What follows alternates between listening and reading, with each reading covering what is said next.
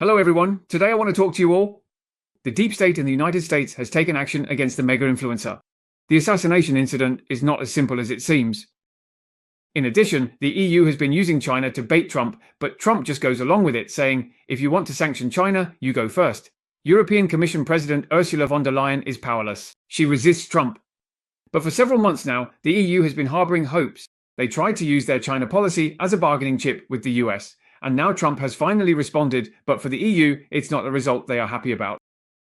South China Morning Post, September 12th. The report says that EU officials have always advocated for the US and Europe to jointly formulate their China policy. They tried to curry favor with Trump in hopes of gaining some advantage. He continued to support Ukraine and punish Russia. After all, Trump has noticed this issue, and now the conditions Trump has put forward are truly a hot potato. He said that secondary sanctions and a 100% tariff could be imposed on China and India. But if you think about it, analysts generally have doubts. Can the EU really implement Trump's extreme demands? Some opinions believe that the EU neither has the legal basis nor the political will to do so. Trump deliberately put forward an unrealistic demand just to wait. The essence of the EU's refusal is simply that it does not want to advance sanctions against Russia. There are also opinions that say the EU is simply reaping what it has sown, having spread itself too thin for too long. Russia's energy sector has fallen into a dilemma of double standards. Among them, diplomatic sources from 3 countries revealed, on the evening of September 10th, the ambassadors of the 27 EU member states listened to. The EU's Special Envoy for Sanctions Affairs, O'Sullivan, reported on his visit to the United States this week. In his briefing, O'Sullivan confirmed that US President Trump requested the EU to impose 100% secondary sanctions on China and India. These tariffs are intended to prevent the 2 countries from purchasing Russian energy. The United States will take corresponding measures, but only on the condition that Europe acts first. A supporter told the Financial Times that the EU's secondary sanctions proposal is still at a very preliminary stage. Unless the United States also takes action against China's energy imports, it is unlikely to be realized. There are also EU insiders who say they are very grateful but finally interested in punishing Russia for its actions against Ukraine, but whether the EU can meet the demands of the United States is also quickly coming into question. For several months, the EU has been trying to get the US to focus on China-related issues. But now, the EU is like a dog that has caught up with a car. It has no idea what to do next. A diplomatic insider said that the EU and the US are about to have direct talks on the issue of sanctions, which should have been a good thing. But he believes that the tariff demands put forward by Trump are simply unrealistic. The report says that, unlike the United States, which is increasingly deviating from global trade rules and arbitrarily imposing tariffs, the EU is usually very cautious when it comes to imposing tariffs. When the US, in May last year, imposed a 100% tariff on Chinese-made electric vehicles, it also called on its allies to do the same. Canada quickly followed suit, directly imposing a 100% tariff, but the EU continued to adhere to a lengthy anti-subsidy investigation process. It was only after 6 months that a complex tiered tariff mechanism was determined. Tariffs on Chinese electric vehicles range from 7.8% to 34.5%. Desmarais, a geoeconomist at the European Council on Foreign Relations, said, the United States' demand for the EU to impose tariffs on China and India is completely unrealistic. Essentially, it is making an impossible request and waiting for the EU to refuse. So by doing this, the US, meaning the Trump administration, is signaling that it can move forward with sanctions against Russia because it knows the EU will not comply to impose such tariffs. Even so, apart from the prolonged war in Ukraine, Europe's financial burden has also decreased. No matter what, why does the EU still want to impose more sanctions on Russia? However, previously, the EU had already included 2 Chinese financial institutions in its sanctions list over Russia, and even the United States, which is also imposing sanctions, has not taken such measures. However, China immediately took countermeasures. The Ministry of Commerce announced anti-dumping measures against EU pork products exported to China. European Commission President Ursula von der Leyen has been making a show of strength on the issue of secondary sanctions. In the annual State of the Union address on September 10th, von der Leyen declared that more sanctions would be imposed on third countries and that enforcement would be strengthened. There are expectations from the outside world that the EU will adopt secondary sanctions. But over the years, Europe has consistently opposed such secondary sanctions because many European companies have previously been victims of Washington's secondary sanctions and long-arm jurisdiction. Many experts doubt whether Europe can take the same measures. Sanctions expert Sagona from the International Institute for Strategic Studies said, the EU doesn't even have a legal basis for taking such actions. They neither have the relevant authority nor the political will. This completely goes against their usual principles. Traditionally, even US secondary sanctions can target those who have nothing to do with US factors, such as third parties who do not use the US dollar for settlements at all. Transactions between national companies, Sagona said. Therefore, strictly speaking, these transactions have nothing to do with the United States at all, nor are they the target of US sanctions. Certain activities between sanctioned countries and third countries only fall under this category for that reason. What makes the situation even more complicated is that EU member states Hungary and Slovakia are still importing up to now Russian energy.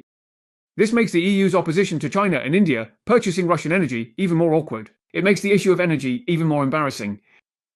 Alvaro, chief economist for Asia Pacific at a French economic bank, said, "We created this problem ourselves." Trump merely exposed the EU's double standards. It's that simple. Meanwhile, the Financial Times in the UK also noted on September 11th that EU officials themselves are well aware of the situation. They know very clearly in their hearts that considering the impact on their own economies and the potential consequences of possible retaliation from China, it would be extremely difficult to impose high tariffs on these two important trading partners, China and India. It is extremely challenging to impose high tariffs on these key trading partners. Trump chose this moment to propose secondary sanctions on China and India to the EU. This move is also quite targeted. The EU is currently seeking to establish closer trade relations with India. They were originally expected to finalize a free trade agreement with India within a few weeks. You could put it this way. To sum up, first, Trump originally wanted to win over Russia and negotiate with Russia.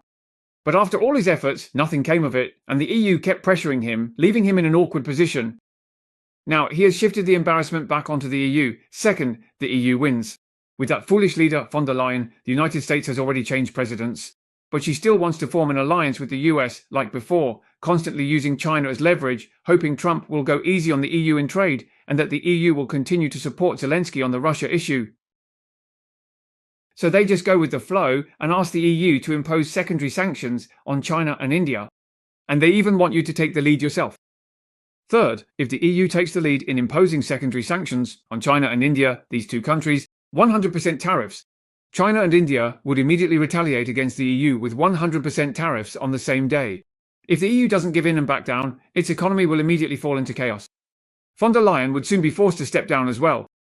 So, the idea of the EU imposing secondary sanctions on China and India is basically a joke, not a realistic plan. It seems Trump just wants to use this to toy with von der Leyen. On another note, I want to talk about the famous 31-year-old conservative leader in the US, Charlie Kirk was shot and killed. Politics has never been a dinner party. It's always been this way, both in the past and now. Now, American politics has started to draw blood. Charlie Kirk was a nationally known MAGA influencer, part of the Make America Great Again camp.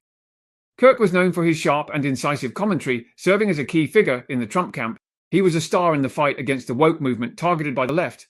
The political organization founded by Kirk, Turning Point USA, wields enormous influence. Kirk would tour universities across America, holding public debates and forums. He brought American youth back from the white left camp.